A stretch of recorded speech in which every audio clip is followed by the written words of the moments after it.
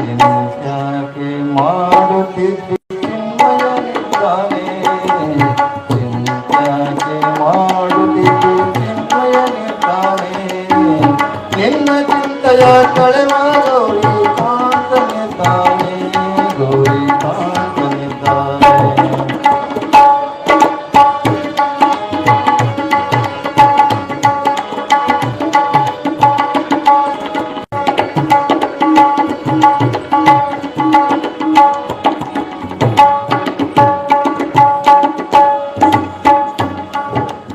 ಎಳ್ಳು ಕೊನೆಯು ಮುಳ್ಳು ಮೊನೆಯು ಎಲ್ಲೂ ಬಿಡದೆ ಒಳಗೆ ಹೊರಗೆ, ಎಳ್ಳು ಕೊನೆಯು ಮುಳ್ಳು ಮೊನೆಯು ಎಲ್ಲೂ ಬಿಡದೆ ಒಳಗೆ ಹೊರಗೆ. ಎಲ್ಲಾಟಾರಿ ನಲ್ಲು ಗೌರಿ ವಲ್ಲಭನಿದ್ದಾನೆ, ಗೌರಿ ವಲ್ಲಭನಿದ್ದಾನೆ. ಎಲ್ಲಾಟಾರಿ ನಲ್ಲು ಗೌರಿ ವಲ್ಲಭನಿದ್ದಾನೆ, ಗೌರಿ ವಲ್ಲಭನಿದ್ದಾನೆ. ಚಿಂತ್ಯಾಕೆ ಮಾಡುತ್ತಿದ್ದು ಚಿನ್ಮಯನಿದ್ದಾನೆ, ಚಿಂತ್ಯಾಕೆ ಮಾಡುತ್ತಿದ್ದು ಚಿನ್ಮಯನಿದ್ದಾನೆ.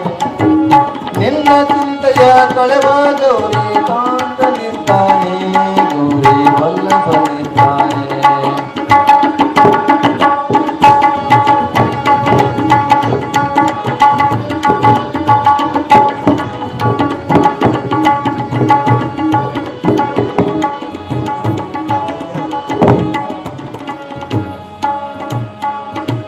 ಹಿಂದೆ ನಿನ್ನ ಸಲುಹಿದರಾರು ಮುಂದೆ ನಿನ್ನ ಸಲುಹುವರಾರು, ಹಿಂದೆ ನಿನ್ನ ಸಲುಹಿದರಾರು ಮುಂದೆ ನಿನ್ನ ಸಲುಹುವರಾರು. ಅಂದಿಗೂ ಇಂದಿಗೂ ಎಂದಿಗೂ ನಂದಿ ವಾಹನನಿದ್ದಾನೆ, ನಂದಿ ವಾಹನನಿದ್ದಾನೆ. ಅಂದಿಗೂ ಇಂದಿಗೂ ಎಂದಿಗೂ ನಂದಿ ವಾಹನನಿದ್ದಾನೆ, ನಂದಿ ವಾಹನನಿದ್ದಾನೆ. ಚಿಂತ್ಯಾಕೆ ಮಾಡುತ್ತಿದ್ದಿ ಚಿನ್ಮಯನಿದ್ದಾನೆ, ನಿನ್ನ ಚಿಂತೆಯ ಬಿಡಿಸೋ ಗೌರಿ ಕಾಂತನಿದ್ದಾನೆ, ಗೌರಿ ವಲ್ಲಭನಿದ್ದಾನೆ.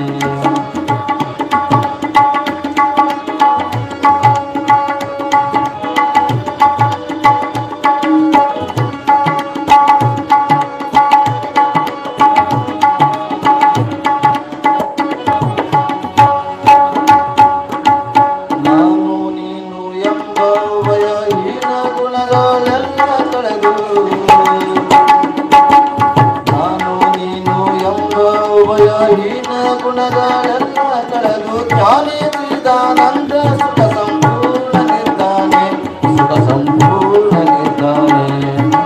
ಜ್ಞಾನಿ ಚಿದಾನಂದ ಸುಖ ಸಂಪೂರ್ಣನಿದ್ದಾನೆ, ಸುಖ ಸಂಪೂರ್ಣನಿದ್ದಾನೆ. ಚಿಂತ್ಯಾಕೆ ಮಾಡುತ್ತಿದ್ದಿ, ಚಿಂತ್ಯಾಕೆ ಮಾಡುತ್ತಿದ್ದಿ ಚಿನ್ಮಯನಿದ್ದಾನೆ. ನಿನ್ನ ಚಿಂತೆಯ ಬಿಡಿಸೋ ಗೌರಿ, ನಿನ್ನ ಚಿಂತೆಯ ಬಿಡಿಸೋ ಗೌರಿ ಕಾಂತನಿದ್ದಾನೆ, ಗೌರಿ ವಲ್ಲಭನಿದ್ದಾನೆ. ನಂದಿ ವಾಹನನಿದ್ದಾನೆ, ಗೌರಿ ಕಾಂತನಿದ್ದಾನೆ. ಸದ್ಗುರು ಶರಣ ಶಿವಲಿಂಗೇಶ್ವರ ಮಹಾರಾಜ ಕಿ, ಶಾಂಭವಿ ಮಾತಾ ಕಿ. ಚಿಂತೆಯನ್ನ ಕಳೆಯುವಂತ ಸದ್ಗುರುನಾಥ ಇರುವಾಗ, ಸದ್ಗುರು ಶರಣ ಶಿವಲಿಂಗೇಶ್ವರ ಇರುವಾಗ ಮತ್ತೆ ಚಿಂತೆ ಮಾಡಬಹುದು. ಚಿಂತೆಯನ್ನ ಬಿಟ್ಟು ನಿಶ್ಚಿಂತೆಯಾಗಿ ಇರಲಿಕ್ಕೇನೆ ಆತನ ಗುಣಗಾನ, ಆತನ ಪ್ರಾರ್ಥನೆ. ಸದ್ಗುರು ಶರಣ ಶಿವಲಿಂಗೇಶ್ವರರ ನೀವೆಲ್ಲ ಕೇಳಿದ ಹಾಗೆ ಅನಂತ ಲೀಲೆಗಳನ್ನ ತೋರಿ, ಅನಂತ ಮಹಿಮೆಗಳನ್ನ ತೋರಿ ಈ ಜಗತ್ತಿನಲ್ಲಿ ಎಲ್ಲರ ಹೃದಯ ಮಂದಿರದಲ್ಲಿ ನೆಲೆಸಿದ್ದಾನೆ. ಆತನ ಮಹಿಮೆಯನ್ನ ಚಿಕ್ಕ ವಯಸ್ಸಿನಿಂದಲೇ ಪ್ರಾರಂಭವಾಗೈತಿ, ಕೊನೆಯವರೆಗೂ ಮಹಿಮೆಯನ್ನ ತೋರ್ತಾನೆ ಹೋಗಿದ್ದಾನೆ. ಒಂದು ಪಾಯಿಂಟ್ ಜಾಸ್ತಿ ಹೇಳ್ರಣ ಅಲ್ಲ. ಹೀಗೆ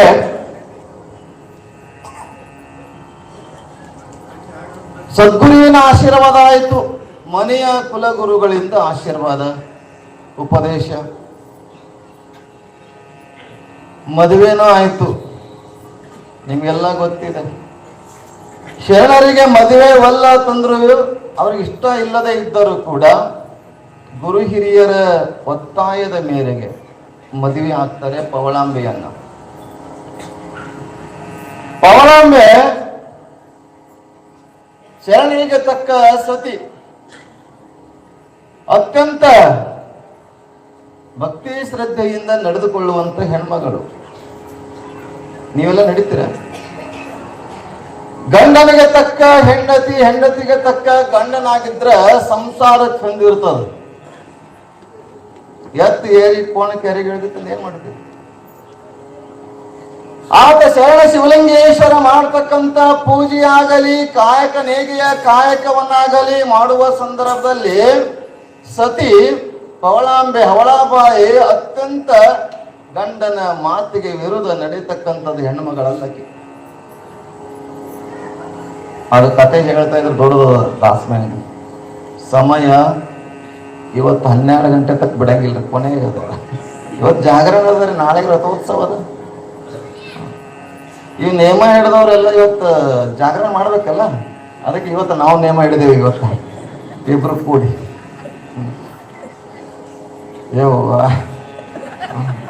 ಇನ್ನೊಂದಿಟ್ಟು ಒಟ್ಟಿಗೆ ಹಾಕಿರ ಬರೋದಕ್ಕೆ ಇನ್ನೊಂದು ಸ್ವಲ್ಪ ಚಾರ ಕುಡಿದು ಬರೋದಿತ್ತು. ಬಾ 12 ಗಂಟೆ ತಕ್ಕ ಬಿಡಂಗಿಲ್ಲ ಅಂತಾರ, ಇನ್ನೇನು ಮಾಡ್ಬೇಕು? ಏನಿಲ್ಲ, ದೂರದಲ್ಲಿದ್ದು ನಾವು ಬಿಡಕ್ ಬರ್ತೇವೆ. ನಮ್ಮ ಗಾಡಿಯಲ್ಲಿ ನಿಲ್ಸೇವ್ರಿ ಸತ್ತರ್ಪುಟ್ ರೋಡಿಗೆ.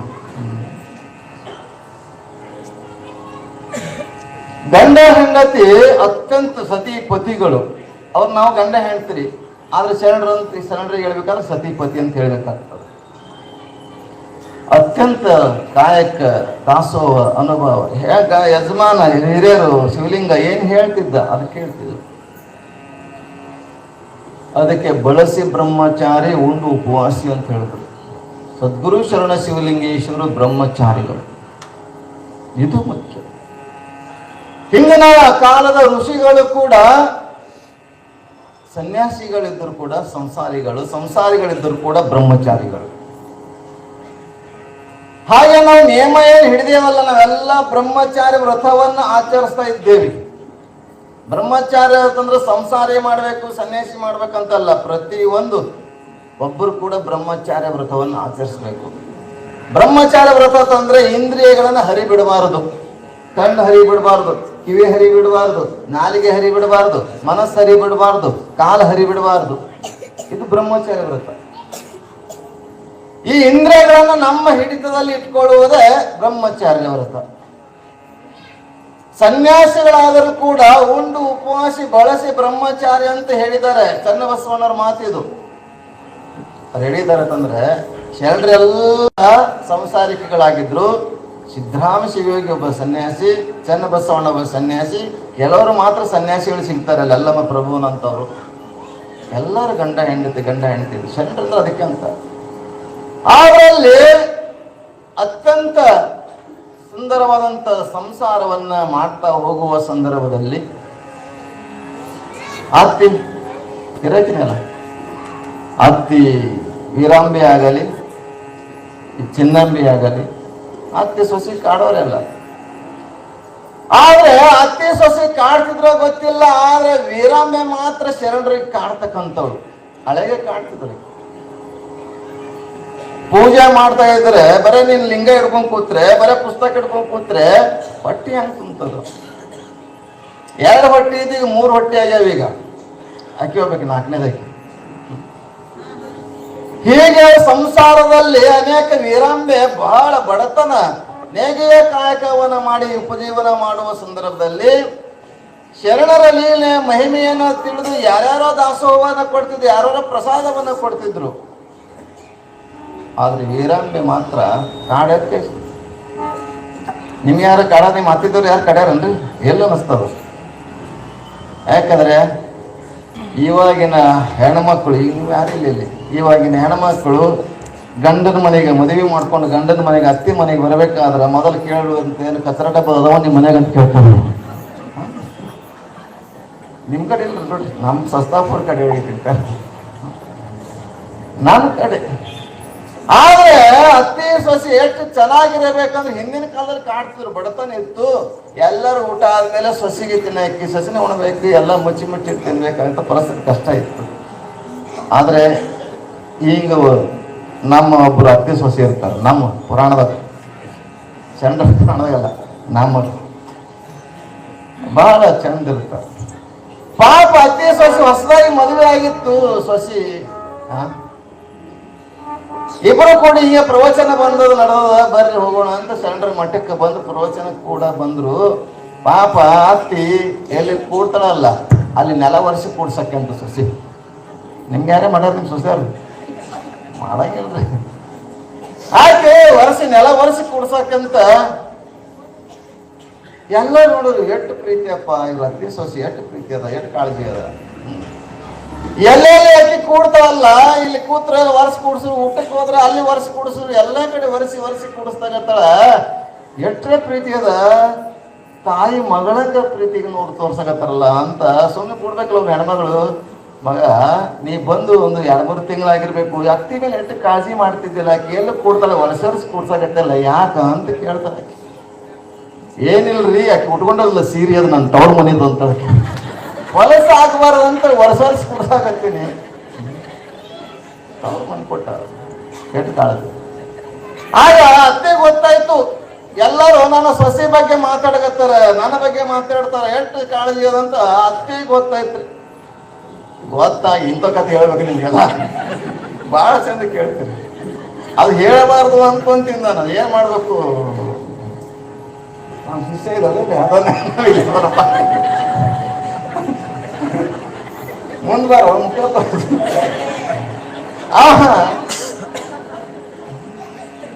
ನಾನು ನೋಡಬಿಟ್ಟು ನಿಂಗೆ ನೋಡಕತ್ತರು.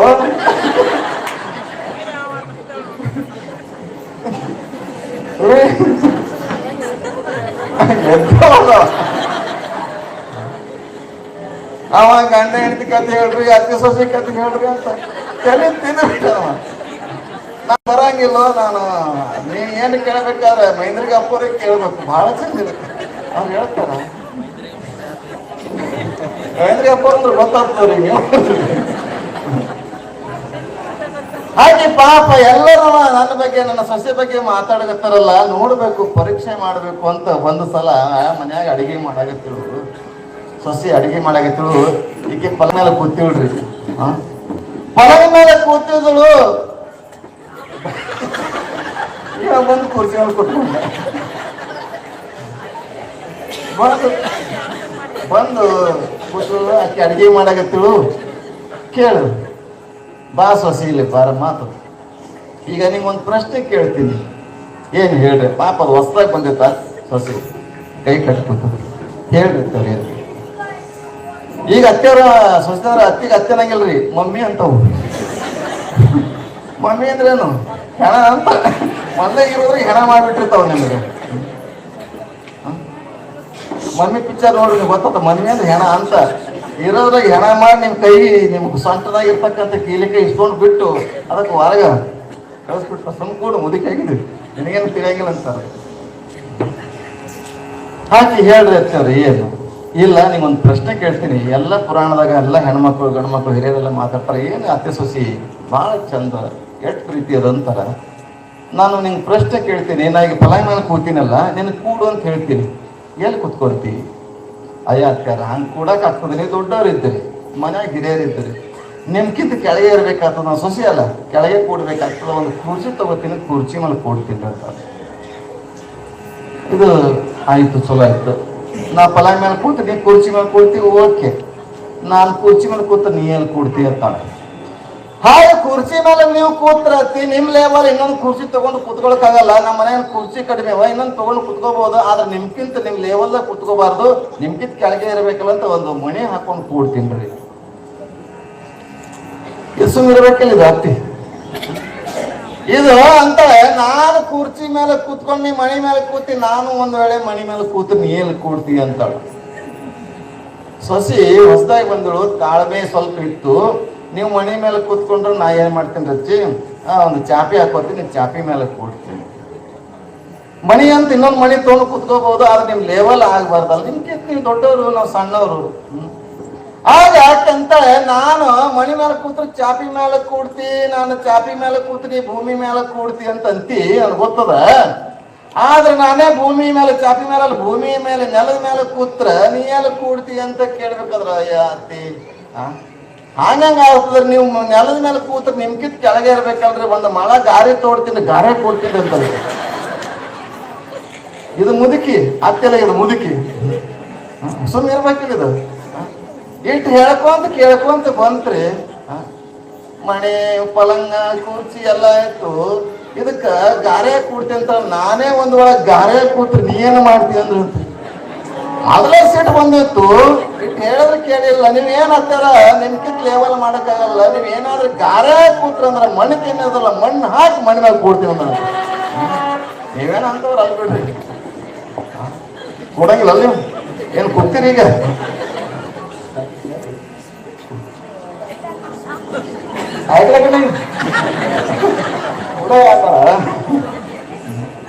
ಅವನಿಗೋಸ್ಕರ ನಿಮಗೋಸ್ಕರ ಅಲ್ಲದು. ಆಗ ವೀರಾಂಬೆ ಆಗಲಿ ಪವಳಾಂಬೆ ಆಗಲಿ ಚಿನ್ನಾಂಬೆ ಆಗಲಿ ಹೆಂಗಿತ್ತಂದ್ರ ಶರಣ ಶಿವಲಿಂಗೇಶ್ವರರಿಗೆ ವೀರಾಂಬೆ ಕಾಣ್ತಿದ್ರು. ಕಾವುದನ್ನ ನೋಡಿ ಶರಣಂತಾರೆ ಆ ಪೂಜೆಗೆ ಅಡ್ಡಿ ಮಾಡುವುದಾಗಲಿ, ಓದ್ತಕ್ಕಂಥ ವಚನ ಸಾಹಿತ್ಯ ಪುಸ್ತಕಗಳನ್ನ ಹರಿದಾಗಲಿ ಎಲ್ಲವನ್ನ ಮಾಡ್ತಿದ್ದಾರೆ. ಶರಣಂತಾರೆ, ಏನಮ್ಮ ನೀ ಈ ಜನ್ಮದಲ್ಲಿ ಮುಕ್ತಿ ಹೊಂದಲ್ಲ, 3 ಜನ್ಮದ ನಂತರ ಮುಕ್ತಿ ಹೊಂತೀಯ ಅಂತ. 3 ಜನ್ಮವನ್ನ ಪಡಿತೀಯ. ಈ ರೀತಿಯಾಗಿ ನೀ ಎಲ್ಲ ತೊಂದರೆಗಳ ಮಾಡ್ತಿದ್ಯಲ್ಲ, ಈ ಜನ್ಮದಲ್ಲಿ ನೀನು ಮುಕ್ತಿ ಪಡೆಯಲ್ಲ, 3 ಜನ್ಮದಲ್ಲಿ ಮುಕ್ತಿ ಪಡಿತೀಯ ಅಂತಂದಾಗ 1ನೇ ಜನ್ಮವನ್ನ ಚಿಗರಿಯಾಗಿ ಜನಿಸ್ತಾಳೆ. ಗೊತ್ತದಲ್ಲ, ಚಂಡತ್ರಿ ಚಿಗರಿಯಾಗಿರ್ತಾಳೆ. 2ನೇ ಜನ್ಮ ಮಂಗಲಿಯ ಒಡ್ಡರ ಮನೆಯಲ್ಲಿ ಮಗಳಾಗಿ, ಹೆಣ್ಣು ಮಗಳಾಗಿ ಜನಿಸ್ತಾಳೆ. ಆ ಒಡ್ಡರ ಮನೆಯಲ್ಲಿ, ಮಂಗಲಿಯ ಒಡ್ಡರ ಮನೆಯಲ್ಲಿ ಮಗಳಾಗಿ ಜನಿಸಿ, ಹೆಣ್ಮಗಳಾಗಿ ಜನಿಸಿ ಅಲ್ಲಿ ಗೌಡ್ರ ಮನೆಗೆ ಕೆಲಸ ಮಾಡಕ್ ಹೋದಾಗ ಗೌಡ್ರು ಶಿವಲಿಂಗೇಶ್ವರನ ಮಹಿಮೆಯನ್ನ, ಶರಣರ ಮಹಿಮೆಯನ್ನ ಹೇಳ್ತಾ ಇರುವ ಸಂದರ್ಭದಲ್ಲಿ ಆಕೆಗೆ ಗೊತ್ತಾಗಿ ಶರಣರ ಮಹಿಮೆ, ಶರಣರು ನೋಡ್ಬೇಕನ್ನೋಂತ ಹಂಬಲದಿಂದ ಅಲ್ಲಿಂದ ಗೌಡ್ರ ಜೊತೆಗೆ ಬಂದು ದರ್ಶನ ಮಾಡಿ ಇಬ್ಬರಿಗೆಲ್ಲಿದ್ದು ಸೇವೆ ಮಾಡಿ, ಶರಣ ಸೇವೆ ಮಾಡಿ ಮುಕ್ತಿ ಪಡಿತಾಳೆ. ಮುತ್ತಿನ ಮುಂದಿನ ಜನ ಮಹಾಂತಪ್ಪನ ಮಗಳಾಗಿ ಜನಿಸ್ತಾಳೆ. ಶಿಂಗಶೆಟ್ಟಿ ಮಹಾಂತನ ಮಗಳಾಗಿ ಜನಿಸ್ತಾರೆ. ಈ ಒಂದು 3 ಜನ್ಮಗಳ ನಂತರ ನನಗೆ ಮುಕ್ತಿ ಆಗ್ತು ಅಂತ ಹೇಳಿದ್ರಲ್ಲ, ಹುಟ್ಟಬೇಕಾದ್ರೆ ಜನ ಕೇಳ್ತಾರೆ, ಸುಮ್ಮನೆ ನಮ್ಮನ್ನು ಬಹಳ ಪರೀಕ್ಷೆ ಮಾಡ್ತಾರೆ ಜನ. ಶರಣರೇ ಇರಮ್ಮೆ 3 ಜನ್ಮ ಅಂತ ಹೇಳಿದ್ರಲ್ಲ, ಏನು ಗುರುತು ಬೇಕಲ್ಲ ಅಂತಂದಾಗ ಆ ಗುರುತು ಕೂಡ ಹೇಳ್ತಾರೆ. ಚಿಗರೆ ಇಂಥ ಗುರುತಿದೆ, ಆಕೆ ಏನೇ ಒಡ್ಡರ ಮನೇಲಿ ಹುಟ್ಟಿರ್ತಕ್ಕಂಥ ಮಂಗಲಿಗೆ ಒಡ್ಡರ ಮನೇಲಿ ಹುಟ್ಟಿರುವಂತ ಹೆಣ್ಮಗಳ ಇಂಥ ಗುರುತಿದೆ, ಮಾಂತಪ್ಪನ ಮಗಳಾಗಿ ಹುಟ್ಟಿರ್ತಕ್ಕಂಥ ಗುರುತಿದೆ ಅಂತ ನೋಡಲಾರದೆ ಹೇಳ್ತಕ್ಕಂಥ ತ್ರಿಕಾಲ ಜ್ಞಾನಿಗಳಂದ್ರೆ ಶರಣ ಶಿವಲಿಂಗೇಶ್ವರರು. ಇಂಥ ಅದ್ಭುತವಾಗಿರ್ತಕ್ಕಂಥ ಮಹಿಮಾಶಾಲಿ ಶರಣ ಶಿವಲಿಂಗೇಶ್ವರ ವೀರಾಂಬೆಯ 3 ಜನ್ಮದ ನಂತರ ಮುಕ್ತಿ ಪಡಿತಕ್ಕಂಥ ಆಶೀರ್ವಾದ ಮಾಡಿದಂಥ ಮಹಾಮಹಿಮ ಪುರುಷ ಶರಣ ಶಿವಲಿಂಗೇಶ್ವರ. ಇಂಥ ಮಹಿಮೆಯ ಕಾಲ ಕಳೀತಾ ಇರಬೇಕಾದ್ರೆ ಎಲ್ಲರ ಜೊತೆಗೆ ಭಜನೆಯಾಗಲಿ ಅಧ್ಯಾತ್ಮದ ಚಿಂತನೆಗಳನ್ನ ಮಾಡ್ತಾ ಮಾಡ್ತಾ ಹೋಗ್ತಾ ಇರ್ತಾರೆ. ಮಹಿಮೆಯನ್ನ ದಶ ದಿಕ್ಕುಗಳಿಗೂ ಹರಡಿತ್ತು. ಹರಡಿರುವಾಗ ಸಂದರ್ಭದಲ್ಲಿ ಮಲ್ಲಪ್ಪ ಮಸಳಿ ಗ್ರಾಮದಿಂದ ಭೀಮವ್ವ ಬರ್ತಾರೆ. ಮಲ್ಲಪ್ಪ ಆತನ ತಂಗಿ ಭೀಮಂಬೆ ಆಕೆ ಗರ್ಭವತಿ ಆಗಿ 3 ವರ್ಷಗಳಾಗಿತ್ರಿ. ಮಕ್ಕಳೇ ಅದು ಎಂತಾರೆ ಹೇರಿಗೆ ಬಾಣತನ, ಡಿಲಿವರಿ. ನೀವು ಹೇರಿಗೆ ಬಾಣತನ ಗೊತ್ತಾಗಲಿ, ಈಗ ಡಿಲಿವರಿ ಅನ್ಬೇಕು. ಈಗ ನೀವು ಡಿಲಿವರಿ ಅಂತೀರಿ, ಈ ಪೋಸ್ಟ್ ಮೇನ ಪೋಸ್ಟ್ ತರ್ತಾರಲ್ಲ ಅದಕ್ಕೂ ಡಿಲಿವರಿ ಅಂತಾರ. ಯಾವ್ದೇನು ಡೆಲಿವರಿ ಆಗ್ಯದ ಅಂತ ಕೇಳ್ತಾರ, ಅದು ಪೋಸ್ಟ್ ಸಹಿ ತಗೊಂಡು ಕೊಡ್ತಾರ. ಹೌದಲ್ಲ ತಮ್ಮ? ಇವ್ರಿಗೆ ಗೊತ್ತಲ್ರಿ, ಇವೆಲ್ಲ ಎಂತಾರೆ ಫ್ಲಿಪ್ಕಾರ್ಟ್ನಾಗ ಇದ್ರಾಗ ಅದು ಬುಕ್ ಮಾಡಿಲ್ಲ ಇವ್ರು, ಅವರು ಡೆಲಿವರಿ ಬಾಯ್ ಅಂತಾರೆ. ಹಾಗೆ ಹೇರಿಗೆ ಬಾಣತನವನ್ನ ಆಗಿದ್ದಿಲ್ಲ. ಎಲ್ಲರಿಗೆ ಚಿಂತೆ, ಡಾಕ್ಟರ್ ತೋರ್ಸೋಕ್ ಗೊತ್ತಾಗ್ತಾ ಇಲ್ಲ. ಮಹಿಮೆಯನ್ನ ಅರಿತಿತ್ತು. ದಶ ದಿಕ್ಕುಗಳಿಗೂ ಶರಣರ ಮಹಿಮೆಯನ್ನ ಅರಿತು ನೋಡೋಣ. ಹಿಪ್ಪರಿಗೆಯಲ್ಲಿ ಶರಣರಿದ್ದಾರೆ. ಹಿಪ್ಪರಿಗೆಯಲ್ಲಿ ಶರಣ ಶಿವಲಿಂಗೇಶ್ವರ ಇದ್ದಾರೆ. ಅವರ ಆಶೀರ್ವಾದದಿಂದ ನನ್ನ ತಂಗಿಯ ಬಾಣತನ ಆಗಬಹುದು ಅಂತ ವಿಚಾರದಿಂದ ಮಲ್ಲಪ್ಪ ತಂಗಿಯನ್ನ ಕರ್ಕೊಂಡು ಬರ್ತಾ ಇರ್ತಾರೆ ಮಸಳಿ ಗ್ರಾಮದಿಂದ. ಮಳೆಗಾಲ ಕತ್ತಲು ಬೇರೆ, ಮಳೆಗಾಲ ಒಂದು ಕತ್ತಲು ಬೇರೆ. ಶರಣರಲ್ಲಿ ಮಠದಲ್ಲಿ ಎಲ್ಲರ ಜೊತೆಗೆ ಅಧ್ಯಾತ್ಮದ ಚಿಂತನೆಯಲ್ಲಿ ಕೂತಿದ್ದಾರೆ. ಆತ ಗಾಡಿಯಲ್ಲಿ, ಚಕಡಿ ಗಾಡಿಯಲ್ಲಿ, ಎತ್ತಿನ ಬಂಡಿಯಲ್ಲಿ ಕೂಡಿಸ್ಕೊಂಡು ಬರ್ತಾ ಇದ್ದಾನೆ. ಹತ್ರ ಬಂದಾಗ ಚಕ್ರದ ಗಾಡಿ ಬಾಡಿ ಸಿಕ್ಕಿ ಬೀಳ್ತದ. ಆದ್ರೆ ಶರಣ ಸ್ಮರಣೆಯನ್ನ ಮಾಡ್ತಾ ಮಾಡ್ತಾ ಬರುವಂತ ಸಂದರ್ಭದಲ್ಲಿ ಶರಣ ಚಕ್ರ ಕೆಸರ ಸಿಕ್ಕಾಕೊಂಡಿದ್ದ ತಂದಾಗ ಮಠದಲ್ಲಿರ್ತಕ್ಕಂಥ ಶರಣ ಶಿವಲಿಂಗರು ಕೈ ಎತ್ತಾರೆ. ಅಲ್ಲಿ ಗಾಡಿ ಎತ್ತಿರ್ತಾರೆ, ಅಲ್ಲಿ ಸಿಕ್ಕಿರುವಂತ ಗಾಡಿ. ಇಲ್ಲಿ ಮಠದಲ್ಲಿ ಕೈ ಎತ್ತುವಾಗ ಎಲ್ಲರಿಗೂ ಆಶ್ಚರ್ಯ ಆಗ್ತದೆ, ಯಾಕೆ ಶರಣರ ಮ್ಯಾಲ ಕೈ ಎತ್ತರ ತಂದಾಗ, ಇಲ್ಲಪ್ಪ ನಮ್ಮ ಮಠಕ್ಕ ಹೀಗೆ ಮಲ್ಲಪ್ಪ ತನ್ನ ತಂಗಿಯನ್ನ ಕರ್ಕೊಂಡು ಬರ್ತಾ ಇದ್ದಾನೆ, ಆ ಚಕ್ರ ಕೆಸರ ಸಿಕ್ಕಾಕೊಂಡಿತ್ತು, ನಾವು ಹೋಗಿ ಎತ್ತೀನಿ ಅಂತ. ಜನರಿಗೆ ಆಶ್ಚರ್ಯ ಆಗ್ತದೆ, ಜನರಿಗೆ ಮಹಿಮೆ ತಿಳಿಸ ಸಾಧ್ಯವಿಲ್ಲ. ಯಾಕಂದ್ರೆ ಲೋಕದಂತೆ ಬರರು, ಲೋಕದಂತೆ ಇರರು. ಅದಕ್ಕೆ ಶರಣರು, ಬಸವಣ್ಣ ಶರಣರು ಅದಕ್ಕೆ ಹೇಳಿದ್ದಾರೆ, ನಮ್ಮಂಗವ್ರು ಬರುವುದಿಲ್ಲ, ನಮ್ಮಂಗವ್ರು ಹೋಗುವುದಿಲ್ಲ, ಜ್ಞಾನದಂತೆ ಇಪ್ಪರು, ಪುಣ್ಯದಂತೆ ಬಪ್ಪರು. ಅವರ ಮಹಿಮೆಯನ್ನ ತಿಳ್ಕೊಳ್ಳೋ ಸಾಧ್ಯ. ಮಠದಾಗ ಹಿಂಗ್ ಕೈ ಎತ್ತದ್ರಂತ ಜನರು ಯಾಕೆ ಕೈ ಎತ್ತಿರೋದು ಕೇಳಿದಾಗ, ಅಲ್ಲಿ ಭೀಮಾಂಬೆ ಮಲ್ಲಪ್ಪ ಗಾಡಿ ತಗೊಂಡ್ ಬರೋದಂಗ ಗಾಡಿ ಸಿಕ್ಕಾಕೊಂಡು ಕೆಸರಾಗ ಎತ್ತೀನಿ ಅಂತ. ಅಷ್ಟೇ ಅಲ್ಲ, ಅವ್ರು ಎತ್ತಿ ಏನಂತಾರೆ, ಶರಣರ ಮಠ ಅಂತಲ್ಲ, ಇಲ್ಲಿ ಶರಣರಿಗೆ ಎಲ್ಲಿ ಮಠ ಅದ, ಎಲ್ಲಿ ಮನಿ ಅದ ಅಂತ ಕೇಳಿದಾಗ ಸ್ವತಃ ಶರಣ ಶಿವಲಿಂಗೇಶ್ವರ ಕಂದಲ ತೆಗೆದುಕೊಂಡು ಬಂದು ಬೆಳಕಾಗಿ ಅವರನ್ನ ದಾರಿ ತೋರಿಸ್ತಾನ ಅನ್ನುವಂಥದ್ದು ನೋಡ್ತಾ ಬರ್ತೇವೆ. ಇಂಥ ಮಹಿಮಾಶಾಲೆಯಾಗಿರ್ತಕ್ಕಂಥ ಆ ಭೀಮಾಂಬೆಯ ಬಾಳಿಗೆ ಬೆಳಕಷ್ಟೇ ಅಲ್ಲ, ನಮ್ಮ ಬಾಳಿಗೆ ಬೆಳಕನ್ನು ನೀಡ್ತಕ್ಕಂಥ ಸದ್ಗುರು ಶರಣ ಶಿವಲಿಂಗೇಶ್ವರರು ಮಹಾತ್ಮ ಏಕೈಕ ವ್ಯಕ್ತಿ ಅನ್ನುವಂಥದ್ದನ್ನು ನಾವು ಮರಿಬಾರದು. ಅದಕ್ಕೆ ನಾ ಇದ್ದ ಫಲವೇನು ನಿಮ್ಮ ನೆನಹು ಇಲ್ಲದನಕ್ಕ. ಇದು ಮರವಿದ್ದು ಫಲವೇನು ನಿಮ್ಮ ನೆರಳಿಲ್ಲದನಕ್ಕ, ಹಸುವಿದ್ದು ಫಲವೇನು ಹಯನವಿಲ್ಲದನಕ್ಕ. ನಾ ಇದ್ದ ಫಲವೇನು ಬಾಳಿಗೆ ಬೆಳಕನ್ನ, ಭೀಮಾಂಬೆ ಬಾಳಿಗೆ ಬೆಳಕನ್ನ ಕೊಟ್ಟಾನಂತ. ಔಸಾ ಗ್ರಾಮದಲ್ಲಿರ್ತಕ್ಕಂಥ ಹೆಣ್ಣು ಮಗಳಿಗೆ ಆಪರೇಷನ್ ಮಾಡಿ, ಕನಸದಲ್ಲಿ ಸ್ವಪ್ನದಲ್ಲಿ ಹೋಗಿ ಆಪರೇಷನ್ ಮಾಡಿ ಅದಕ್ಕೆ ವಿಭೂತಿ ಹಚ್ಚಿರುವುದನ್ನು ನೋಡ್ತೇವೆ. ಆ ಸಾಧು ಶಿವಪ್ಪ ಸಾಧುವನ್ನ ಹುಗ್ಗ ಕೈ ಹಾಕಿದ್ದನ್ನ ನೋಡಿ ಅವರಿಗೆ ಉಪಚಾರ ಮಾಡಿ ಅವರ ಆಶೀರ್ವಾದವನ್ನ ಪಡೆದು ಆ ಮಲ್ಲಪ್ಪನಿಗೆ ಆಗ್ತಕ್ಕಂಥ ದೋಷವನ್ನ ಕಳೆದಂಥದ್ದು ನೋಡ್ತೇವೆ. ಸಿದ್ಧಾಮ ಶಿವಗಳಿಗೆ ಆಶೀರ್ವಾದ ಮಾಡಿದ್ದನ್ನು ನೋಡ್ತೇವೆ. ಹಲವಾರು ಲೀಲೆಗಳನ್ನು ಎಷ್ಟು ಹೇಳಿದರೂ ಕೂಡ ಕಡಿಮೆ ಅದ. ಅದಕ್ಕೆ ನಮ್ಮ ಮಜ್ಜಿಗೆ ರಾಮಾಯಣ ಅಂತ ಹೇಳಿದಲ್ಲ, 5 ದಿವಸ ಶರಣರ ಮಹಿಮೆ ಮುಗಿದು. ರಾಮ ಏನೋ ದಶರಥನ ಕಂದ, ಭೂಮಿಗೆ ಬಂದ, ರಾವಣ ಕೊಂದ, ಸೀತೆನ ತಂದ. ಆಗ 5 ದಿವಸದಲ್ಲಿ ಸಿಂಪಲ್ ಸಂಕ್ಷಿಪ್ತವಾಗಿ ಶರಣರ ಮಹಿಮೆಯನ್ನ ನಾವು ಮೆಲಕ್ ಹಾಕಿದ್ದೇವೆ. ಮುಂದೆ 15 ದಿವಸದಲ್ಲ, ಅದ್ಭುತವಾಗಿರ್ತಕ್ಕಂಥ ಪುರಾಣ ನಡೀತದ. ನಾವೆಲ್ಲರೂ ಆಗ ನಿಜಗುಣ ದೇವರ ಬಾಯಿಂದ ಕೇಳೋಣ. ಹೀಗೆ ಅಲ್ಲಿ 3 ವರ್ಷ ಕಳೆದ್ರೆ 3-9-27 ಕಳೀತಲ್ಲ ಶರಣರ ಚರಿತ್ರೆಯಲ್ಲಿ ನಾವು ನೋಡಿದ ಹಾಗೆ ಭೀಮಾಂಬೆ ಜೀವನದಲ್ಲಿ ಶರಣ ಬಸವೇಶ್ವರ ಚರಿತ್ರೆಯಲ್ಲಿ ಕೂಡ ಮಹಾದೇವಿ, ಶರಣ ಬಸವನ ಹೆಂಡತಿ ಮಹಾದೇವಿ ಕೂಡ ಗರ್ಭವತಿ ಆಗಿರ್ತಾಳೆ. ಹೊಟ್ಟಿ ಒಳಗ ಕೂಸು ಮಗು ಬೆಳೀತಾ ಇರ್ತದ. ದಾಸೋಹಿ ಶರಣ ಬಸವೇಶ್ವರ ಅಂತಾನೆ, ಯಾರೇ ಜಂಗಮರು ಬರಲಿ, ಯಾರೇ ಅತಿಥಿಗಳ ಬರಲಿ, ಮಹಾದೇವಿ ನೋಡು ಪ್ರಸಾದ ಮಾಡಿಸು, ಒಳಗ ಐತೆ ಇಲ್ಲ ಅಂತ ವಿಚಾರ ಮಾಡಂಗಿಲ್ಲ ಅವರು ಜನರು. ಆಯ್ತು ದಾಸೋಹ ಮಾಡೋ ತಂದಾಗ ದಾಸೋಹ ಮಾಡ್ತಿದ್ವಿ, ಐತೋ ಇಲ್ಲ ಗೊತ್ತಿಲ್ಲ, ಮಾಡ್ತೀವಿ. ಹಾಗೆ ಗರ್ಭವತಿ ಇದ್ದಾಗ ಒಬ್ಬ ಜಂಗಮ ಬಂದು ಕೇಳ್ತಾರೆ, ಪ್ರಸಾದ ಮಾಡಿಸಿ ತಂದಾಗ ಮಹಾದೇವಿ ಒಬ್ಬ ಜಂಗಮನಿ ಪ್ರಸಾದ ಮಾಡಿಸಂದಾಗ ಕುತ್ತಿ ಹೇಳಕ್ ಯಪ್ಪ ಅನ್ಕೋತಿದ್ರಂತ, ಹೊಟ್ಟಾಗಿತ್ತು ಮಗ. ಆಗ ಶರಣ ಬಸವೇಶ್ವರ ಅಂತಾರೆ, ಒಳಗಿರ್ತಕ್ಕಂಥ ಮಗ ನಿಮ್ಮ ಜಂಗಮ ದಾಸೋಹಕ್ಕೆ, ಜಂಗಮ ಸೇವೆಗೆ ಅಡ್ಡಿ ಮಾಡ್ತಾ ಇದೆ ಅಂದ್ರೆ ಅವನು ಹೊರಗೆ ಬರುವುದೇ ಬೇಡ ಅಂದ್ರಂತ. ಹೆಂಗಿರ್ಬೇಕು, ಹೊರಗೆ ಬಂದ್ರೆ ಶಿವನಾಣೆ ತುಂಬ 3-9 ತಿಂಗಳ ಮಹಾದೇವಿಯ ಮಗುನ ಹೊತ್ಕೊಂಡು ಹೆಂಗಿರ್ಬೇಕು. ಗಂಡನ ಮಾತಿಗೆ ಅದಕ್ಕೆ ಬೆಚ್ಚನೆಯ ಮನೆ ಮಾಡಿ ವೆಚ್ಚಕ್ಕೆ ಹಣವಾಗಿ ಇಚ್ಛೆಯನ್ನು ಅರಿತುಕೊಳ್ಳುವ ಸತಿ ಇದ್ರೆ ಸ್ವರ್ಗಕ್ಕೆ ಕಿಚ್ಚು ಚಂದ ಸರ್ವಜ್ಞ. ಇಚ್ಛೆಯನ್ನು ಅರಿತು ನಡೀತಕ್ಕಂಥ ಈ ಪವಣಂಬಿ ಆಗಲಿ, ಬಸವೇಶ್ವರ ಹೆಂಡತಿ ಮಹಾದೇವಿ ಆಗಲಿ, ಕಲ್ಯಾಣದ ಬಸವಣ್ಣನ ಹೆಂಡತಿ ನೀಲಾಂಬಿಕೆ ಗಂಗಾಂಬಿಕೆ ಆಗಲಿ, ದಾಸಿಮನ ಹೆಂಡತಿ ದುಗ್ಗಳಿ ಆಗಲಿ, ಅನೇಕರು ಚರಿತ್ರೆ ನೋಡ್ತೇವೆ. ಅಲ್ಲ, ಇಂಥ ದಾಂಪತ್ಯದಲ್ಲಿ ನಾವು ಬದುಕಿ ನಮ್ಮ ಶರಣ ಹೆಂಗ್ ಬದುಕಿದ್ರೆ ದಾಂಪತ್ಯ ಜೀವನ ಮಾಡಿದ್ದಾರೆ. ಆದರೆ ಇದ್ದು ಇಲ್ಲದ ಹಾಗೆ ಬೆಣ್ಣೆಯಲ್ಲಿರ್ತಕ್ಕಂಥ ಕೂದಲನ್ನ ತೆಗೆದ ಹಾಗೆ ಜೀವನವನ್ನ ಸಾಗಿಸ್ತಾರೆ. ಅಂತ ಮಹಾತ್ಮನ ಚರಿತ್ರೆಯನ್ನ ನಾವು ಬಹಳ ಎಷ್ಟು ಹೇಳಿದ್ರೆ ಕಡಿಮೆ ಇದೆ. ಮುಂದೆ ನೀವೆಲ್ಲರೂ ಹಾಗೆ ಕೇಳ್ತೀರಿ. ಈ ಕಾರ್ಯಕ್ರಮಕ್ಕೆ ಇವತ್ತು ಇದು ಪುಣ್ಯಮಯವಂತ ಕಾರ್ಯಕ್ರಮ. ಇಂತಹ ಪುಣ್ಯಮಯವಾಗಿರ್ತಕ್ಕಂಥ ಕಾರ್ಯಕ್ರಮದಲ್ಲಿ 5 ದಿವಸಗಳ ಪರ್ಯಂತ ನಾವೆಲ್ಲ ಅಧ್ಯಾತ್ಮದ ಚಿಂತನೆ ಜೊತೆಗೆ ಶರಣರ ಚರಿತ್ರೆಯನ್ನು ನೋಡ್ತಾ ಬಂದೇವಿ.